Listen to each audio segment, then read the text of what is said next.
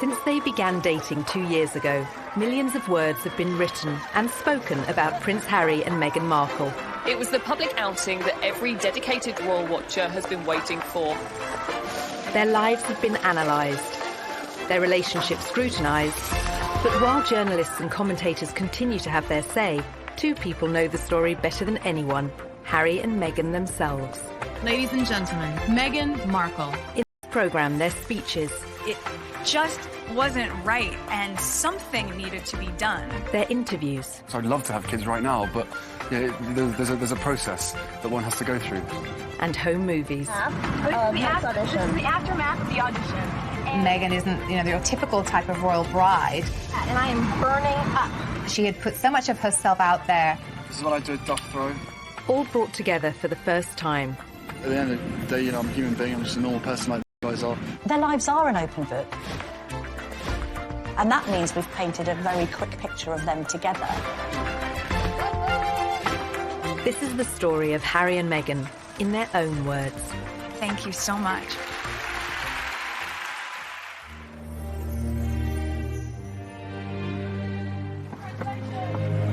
This afternoon, Prince Harry and Meghan Markle stepped hand in hand into the sunken garden at Kensington Palace. November 27th, 2017, and Harry and Meghan broke the news the world had been waiting for. 17 months after their first meeting, they were in love and about to be married. It was so sweet and natural and very romantic. He got on one knee. As a matter of fact, I could barely let you finish proposing. I was like, can I say yes now? She didn't even let me finish. I said, can I say yes, can I say yes now? And then there was hugs and the ring in my finger. And I was like, can I give you the ring? She goes, oh, yes, the ring. Although this was the first time they'd spoken as a couple, both had long experience of talking about themselves. Raised worlds apart, they'd chronicled their experiences from childhood.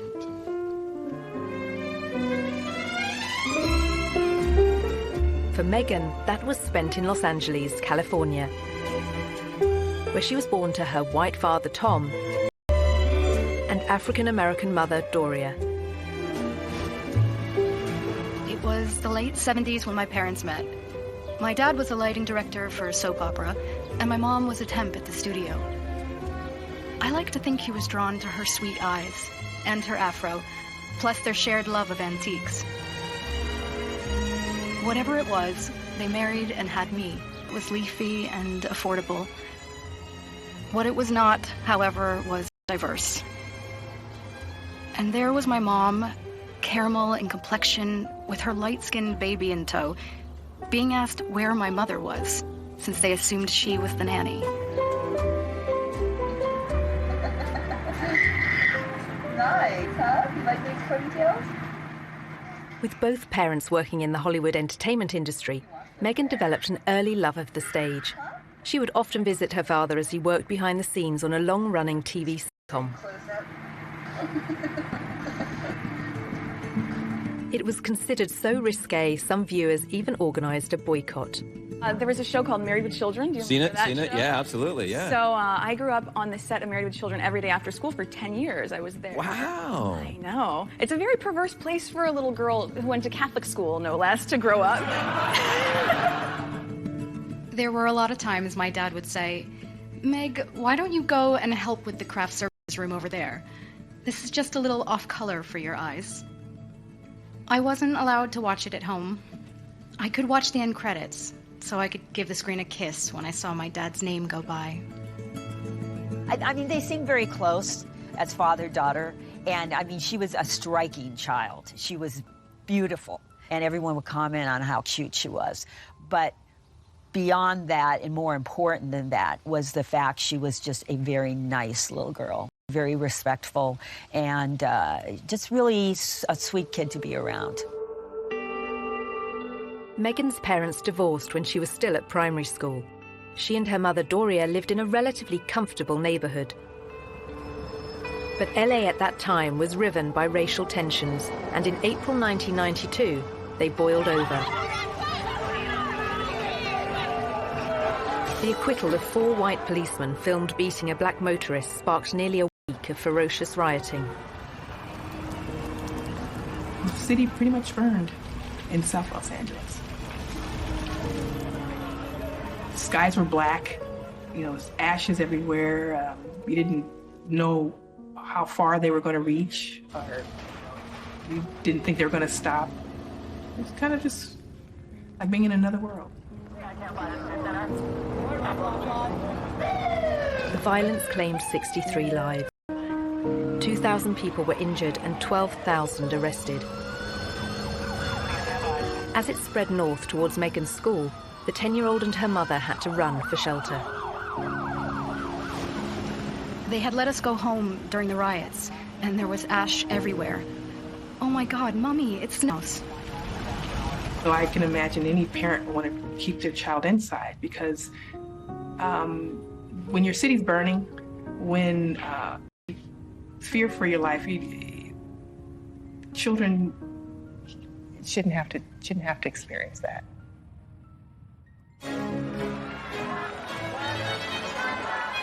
As Meghan was being raised in LA, Harry was growing up in London and in public. As the youngest son of the world's most famous woman, he was in the media spotlight from day one. When it comes to dealing with the press, Prince Harry has a style all of his own. But despite the constant presence of the cameras, Princess Diana was determined to surround Harry and his older brother William with laughter and fun.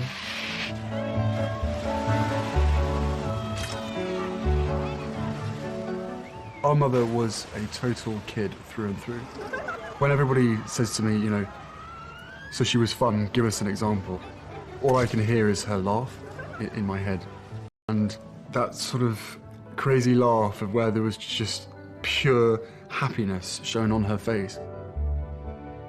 When you look at Prince Harry as a child, there was always a sense that he was a lot more mischievous than his older brother, perhaps because he knew that he didn't have as much responsibility on his shoulders. One of her mottos to me was, you can be as naughty as you want, just don't get caught. She was one of the naughtiest parents. She would come and watch us play football and smuggle sweets into our socks. And I mean, literally walking back from a football match and having sort of 5 packets of Starburst, and just the whole shirt was just bulging with sweets. I think that very much appealed to Prince Harry's character and sense of humour, this idea that he could be a bit of a royal rebel like his mum and still get away with it. As part of his privileged upbringing, Harry was sent to Wetherby School in London's Notting Hill, where fees are more than £7,000 per term. At the same time, Meghan, 3 years his senior, was a pupil at Los Angeles' Little Red Schoolhouse. With its strong academic and artistic reputation, it was a favourite for Hollywood families. But some of the city's most deprived areas were just a short drive away, areas she'd frequently visit along with both her parents. My mom and dad came from little, so they made a choice to give a lot. Buying turkeys for homeless shelters at Thanksgiving, delivering meals to patients in hospice care, donating any spare change in their pockets to those asking for it. This is what I grew up seeing, so that is what I grew up being. A young adult with a social consciousness to do what I could, and to, at the very least. Meghan's campaigning character was only just forming, but it would soon propel her onto the national stage. In 1993, the young schoolgirl took on a powerful multinational corporation, taking her complaint all the way to the White House.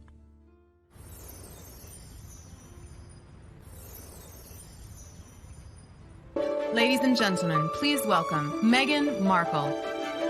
As a successful actress, Meghan has used her profile to champion a range of different causes. Well, good evening. That doesn't feel like enough. But her campaigning efforts began long before she found fame.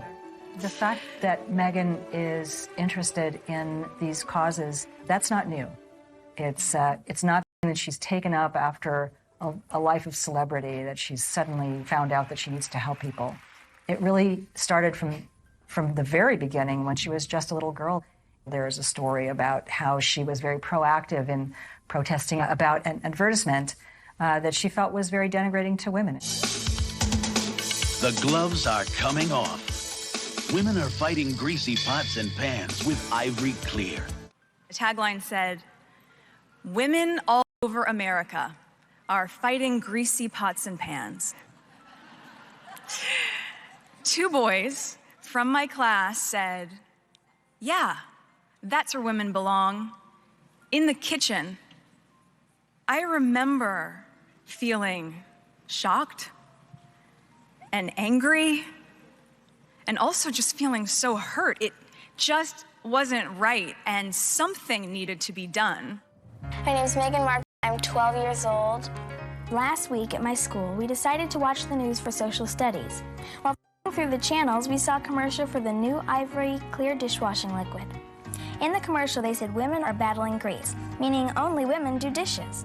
When I heard this, the boys... Meghan wrote to Procter & Gamble, the company behind the ad, to America's then First Lady Hillary Clinton, and to the US TV program Nick News, which sent a reporter to interview her. I don't think it's right for kids to grow up thinking these things, that just mom does everything. So I was wondering if you would be able to change your commercial to people all over America. Thank you, Meghan Markle. Incredibly, the 12-year-old's lobbying campaign worked. And it was roughly a month later when the soap manufacturer, Procter & Gamble, changed the commercial. The gloves are coming off. People are fighting greasy pots and pans with Ivory Clear. She had a sense that she could affect change, even though she was just one small person. She had a voice. If you see something that you don't like or the right people, and you can really make a difference for not just yourself, but lots of other people. Makes me feel... Meghan's time in the spotlight lasted for just a few days in 1993. But by then, Harry was used to relentless media attention. Soon it would become uncomfortable, both for him and his elder brother William. The reason? Their mother's very public and very bitter split from Prince Charles. It must be pretty tough when one day your father says it's all over. And you've got to split your time between here or with your mother. When he was the youngest, he must have seen the arguments and the rows together they'd had, and it had an effect on him. Charles and Diana officially divorced in 1996. In August 1997, she went on holiday with her new boyfriend, Dodi Fayed. Pursued by the paparazzi through the streets of Paris, their chauffeur-driven car crashed in a city centre tunnel. 3 people were killed, including Diana.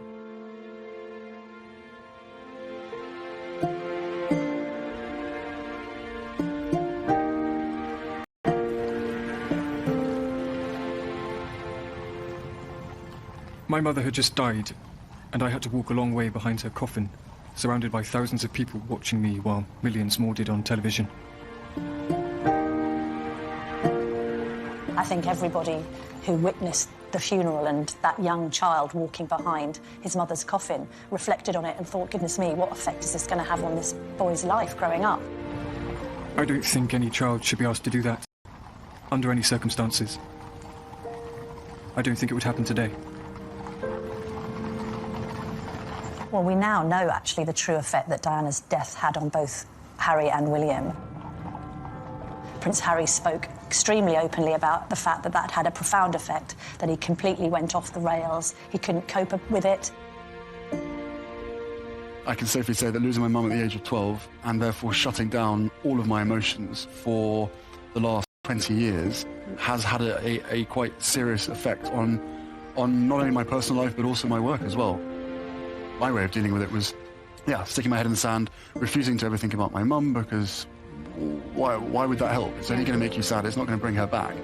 So from an emotional side, I was like, right, don't ever let your emotions be part of anything.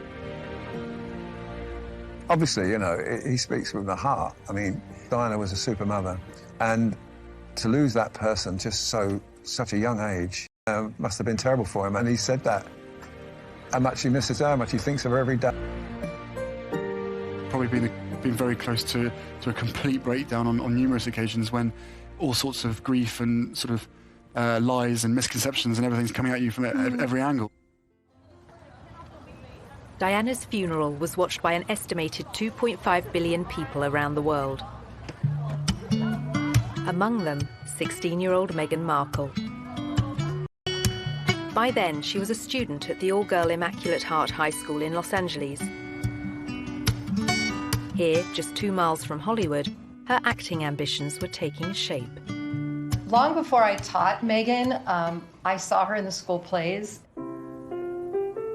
And she was one of those girls, when she was on stage, you were drawn to watch her because she just had this charisma and this charm, and she was really good. We have a musical and a play every year. And she was certainly one of the many shining lights that we have here at Immaculate Heart. Meghan's stage talents led her to enroll on a university course in theatre. Before joining, she auditioned for roles in music videos. This is after the aftermath of the audition. This is the aftermath of the audition, and it went pretty well. We just had to dance crazily, and so I did, and it was tiring.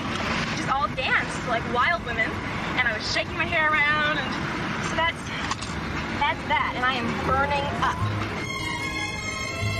The Los Angeles of 1998 had recovered from the riots of 7 years earlier.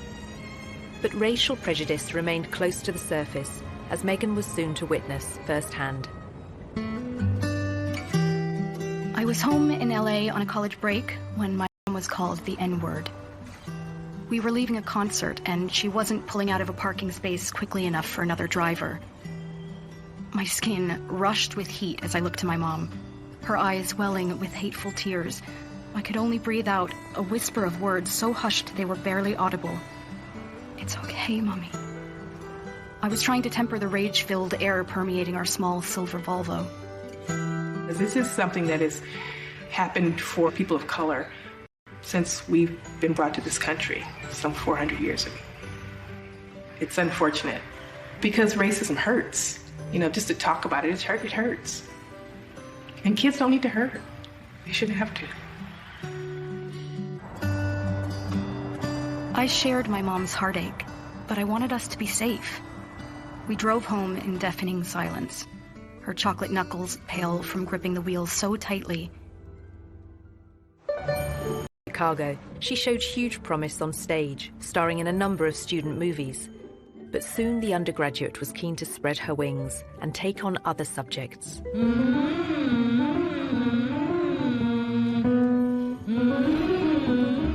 I had always been the theater nerd at Northwestern University.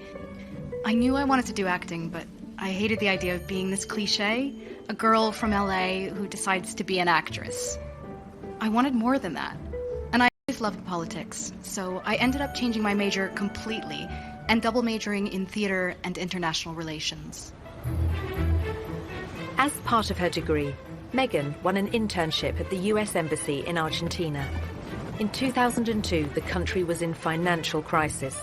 Meghan was sent to greet a top White House official, whose car was then surrounded by placard-waving demonstrators. It was their economic devaluation, and our Secretary of the Treasury at the time was there. So I'm 20 years old, in Buenos Aires, in a motorcade, doing that whole thing. I thought for sure I would still have a career in politics. And then I came back to LA for Christmas, and a friend of mine from college introduced me to this manager. The manager had watched one of Meghan's student films and said he could find her cinema and TV work in return for a 10% cut of her earnings. But, as she was soon to discover, competition for roles was fierce. A young actor, actress trying to break into the business, it is not easy. My parents had been so supportive, watching me audition, trying to make ends meet, taking all the odds and ends jobs to pay my bills. I was doing calligraphy, and I was a hostess at a restaurant, and all those things that actors do. There's so many people out here who want to get into the entertainment industry. It's difficult. I had a beat-up Ford Explorer Sport that rattled like a steamboat engine in the morning. It was burning out. I had started to give up. It was tired and running on empty, going from audition to audition, just as I was. I mean, you really have to be very self-promoting, and you have to be willing to, knock on doors and be very motivated and have good self-esteem, because you could get eaten alive out here. I would drive to to auditions and park at the back of the parking lot, far from the eyes of anyone who could see me unlocking the trunk and crawling into my car through its only feasible entry point. I would play it off, obviously, as though I was looking for something, reaching so deep for something that my car almost sucked me in to get it. Much like my experience in Hollywood, to be honest. Struggling, climbing hurdles. Now in her mid-20s, the most Meghan had to show for her efforts were bit parts in soap operas, TV dramas, and the odd movie. In 2006, she became a briefcase girl on the American version of the quiz show Deal or No Deal, recording up to 7 shows a day. For somebody like Meghan, appearing as essentially an adornment on a game show would not be her ideal job. I'm sure she appreciated the paycheck, but she would have felt creatively unfulfilled. I would put that in the category of things I was doing while I was auditioning to try to make ends meet. I was the ill-fated number, which for some reason no one would ever choose. I would end up standing up there forever in these terribly uncomfortable and inexpensive 5-inch heels, just waiting for someone to pick my number so I could go and sit down.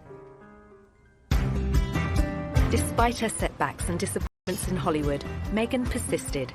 And in 2011, her big break came in Canada. Success and fame beckoned, as well as marriage.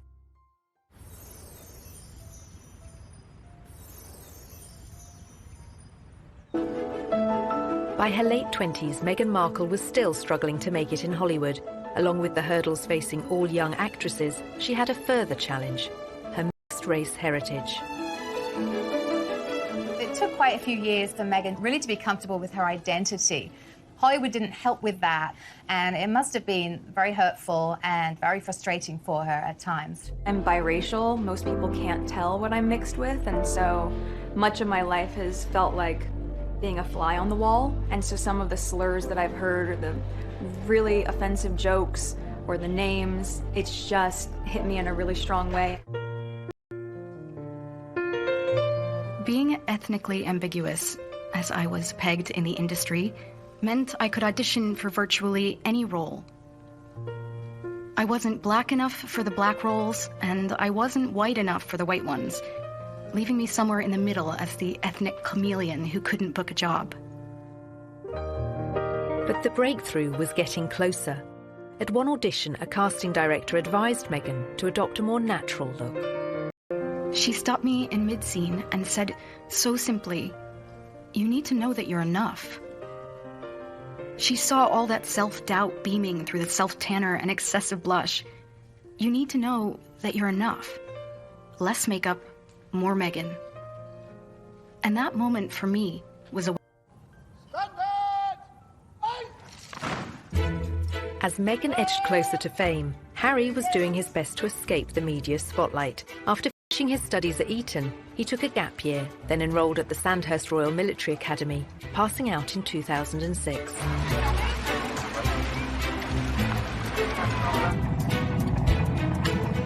A year later, he served in Afghanistan. This is not a rehearsal. This is war. Prince Harry taking on the Taliban and coming under fire. The army had deployed Harry to the front line in secret. The media were only allowed to report on it as his 20-week tour of duty came to an end. This is what I do at dog throwing. At the end of the day, I'm a human being. I'm just a normal person like these guys are. I don't know. It's just nice to be. I wouldn't expect the British public to make much of it. I think they would just turn around and go, "Yep, good on him. Good on the people who got him out there. He's a soldier. So what?" Basically, so what? So what if he goes out there? My husband went out there and he died. So what if he goes out there? The general opinion, and hopefully so. He was very good at his job. He was very competent. And he fitted in very well with everyone that he worked with. There was no airs and graces with Harry. He just wanted to be treated the same as everybody else, which he was. He didn't expect any sort of special favours, being the Queen's grandson. Harry's determination to be treated the same as other soldiers won him praise from media. But newspapers were less impressed by his behaviour when off-duty.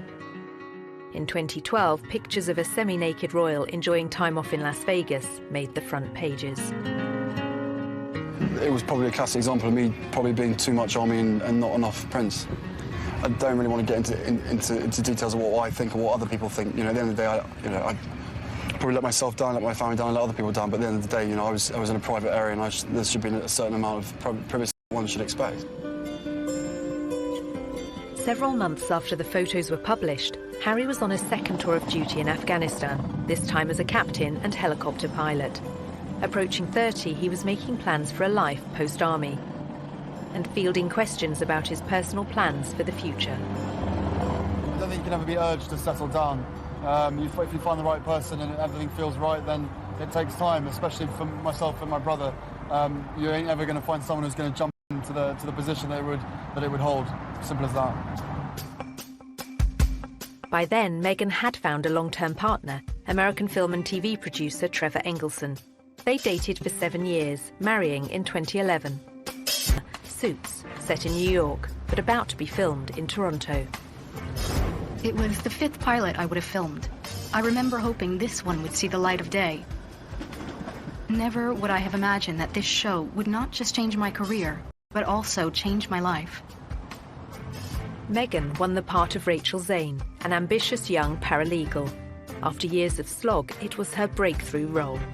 The show proved to be a success. The USA cable network ordered a second series, and Meghan moved full-time to Canada to be near the studio. So Meghan chose not to live in, like, the poshest area of Toronto. She chose Seton Village, which is more laid back, tree-lined, and people keep to themselves. And that's exactly what Meghan did. So much so that her neighbours didn't even know who she was. But that was soon to change as her TV series became an international hit. As Meghan basked in her newfound fame, Harry was concentrating on building a new career. After the negative headlines surrounding his off-duty life, Harry became patron of the Invictus Games for injured servicemen and women, and he began supporting a range of causes that were close to his mother's heart. I'm particularly pleased to be with you today because my mother as patron very much admired Headway and the vital work that it does, and for me that's good enough. He was also increasingly active in aid programs abroad, especially in Africa, where his Sentebale charity is based. Sentebale means forget-me-not. It's in memory of Princess Diana. I think actually Harry's been concerned that some of her good work has been undone in recent years. And a sense that he needs to carry on her good work, otherwise it would have been meaningless. Harry had first visited Botswana in southern Africa shortly after Diana's death. In the years afterwards, he'd made repeated journeys.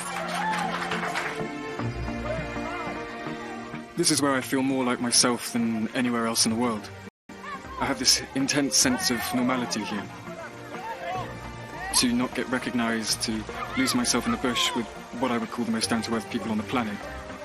People dedicated to conservation with no ulterior motives, no agendas, who would sacrifice everything for the betterment of nature. I talk to them about their jobs, about what they do, and I learn so much.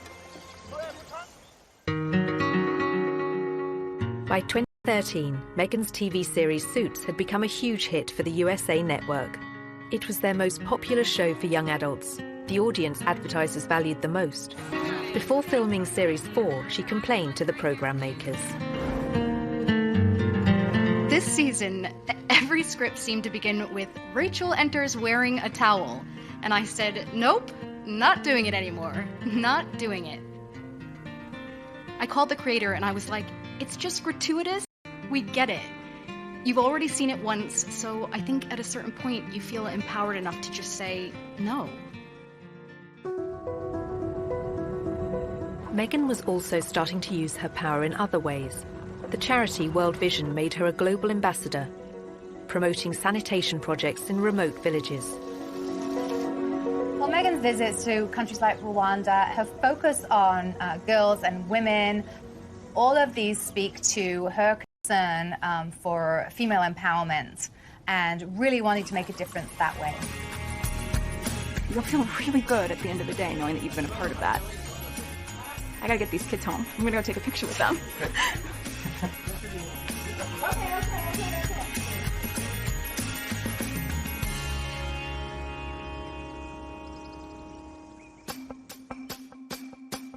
Meghan's fame had coincided with sadness in her personal life.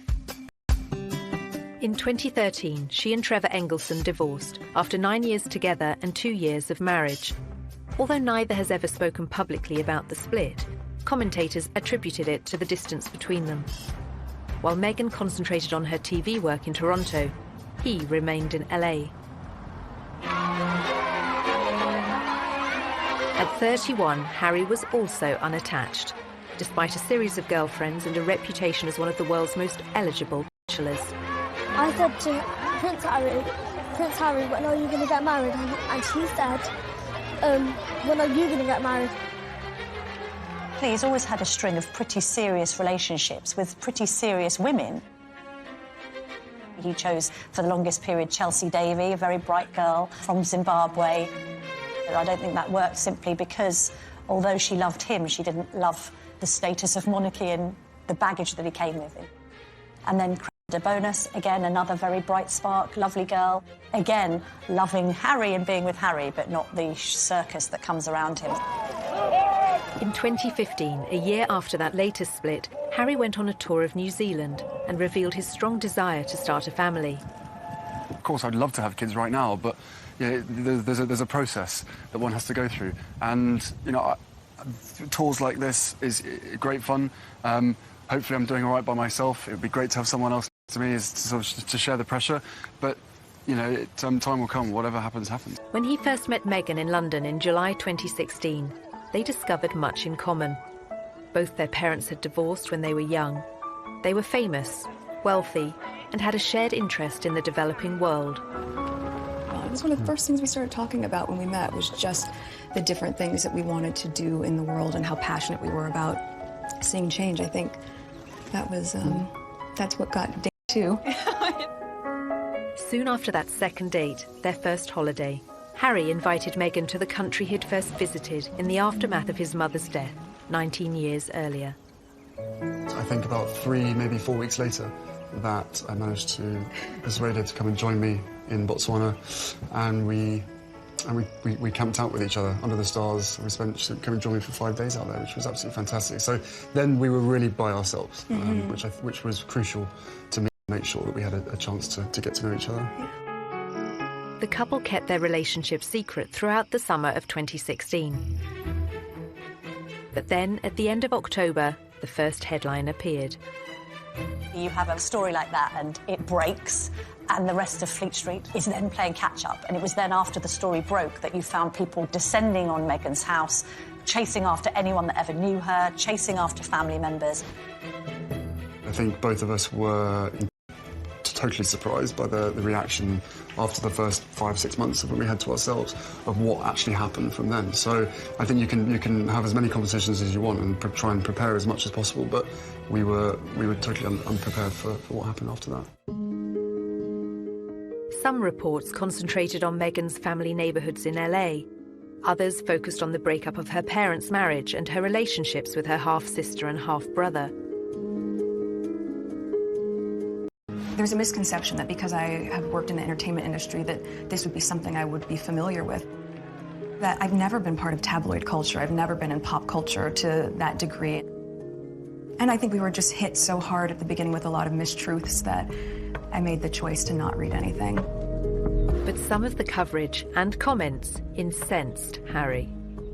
Breaking news from Kensington Palace this morning. Prince Harry After 8 days of headlines, he came out fighting. I think that's one of the strongest statements I've ever heard come out of a palace.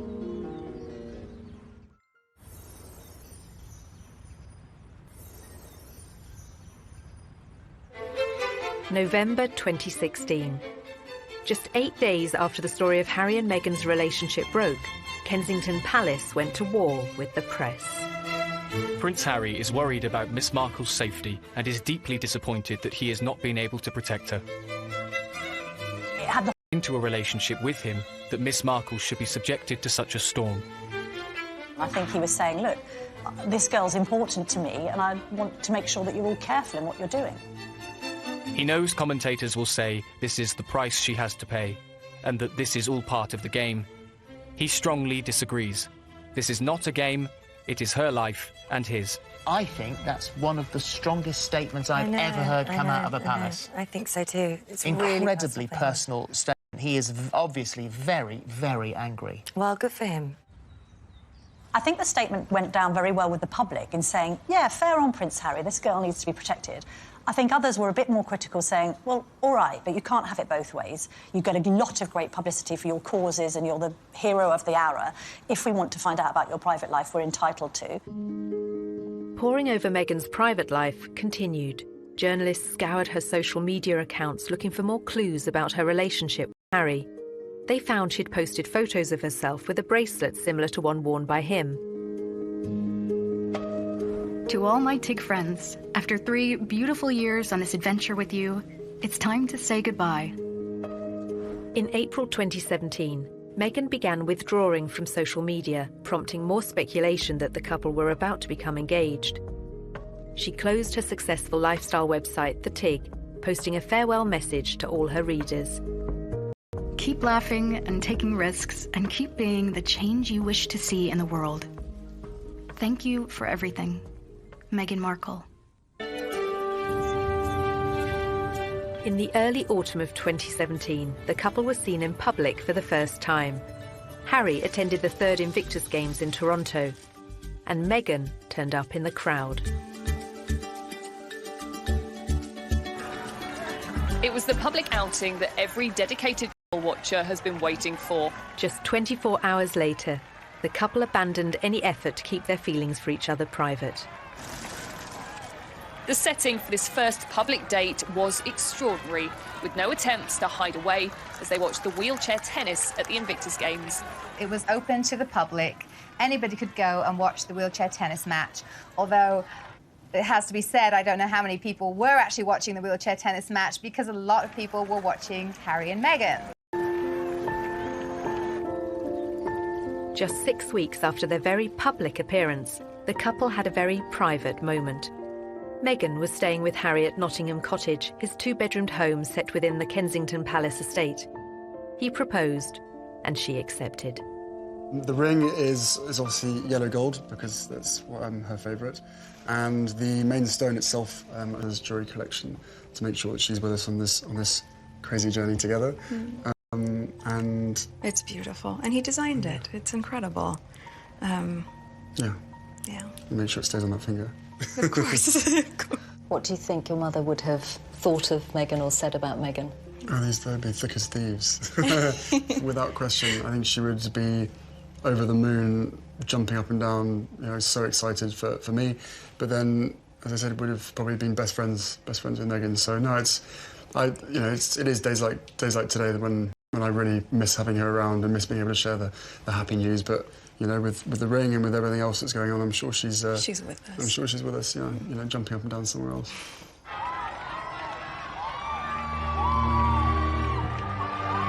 Since the announcement, Meghan has become the fresh face of royalty, connecting with a new generation, just as Harry's mother once did. I know that I'm in love with this girl, and I hope that she's in love with me, but we still had to sit down on the sofa, and I still had to have some pretty, frank conversations with her to say, look, what you're letting yourself in for, it's a big deal. It's not easy for anybody, but I know that, at the end of the day, she chooses me, and I choose her. And therefore, whatever we have to tackle together or individually will always be us together as a team. After a life spent on the other side of the Atlantic, Meghan is now planning to become a UK citizen. She and Harry have also spoken of their wish to tour the Commonwealth. But now, with their wedding fast approaching, their focus, for the moment, is firmly on May the 19th. We're a couple. We're in love. I'm sure there will be a time when we will have to come forward and present ourselves and have stories to tell. But I hope what people will understand is that this is our time. This is for us.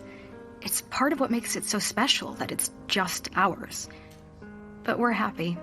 Personally, I love a great love story.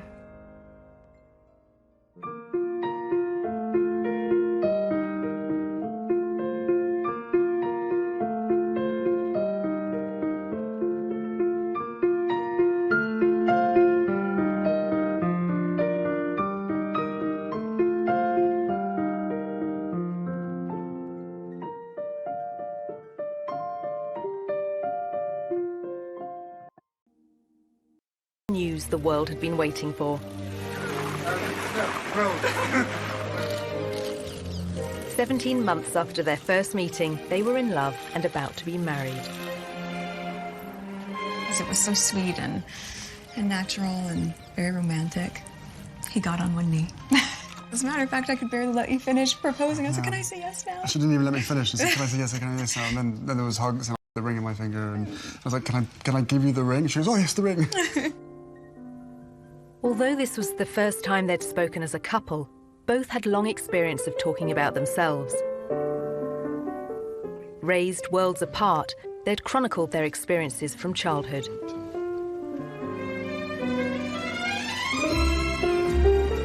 For Meghan, that was spent in Los Angeles, California, where she was born to her white father, Tom, and African-American mother, Doria. It was the late 70s when my parents met. My dad was a lighting director for a soap opera, and my mom was a temp at the studio. I like to think he was drawn to her sweet eyes and her afro, plus their shared love of antiques. Whatever it was, they married and had me. It was leafy and affordable. What it was not, however, was diverse.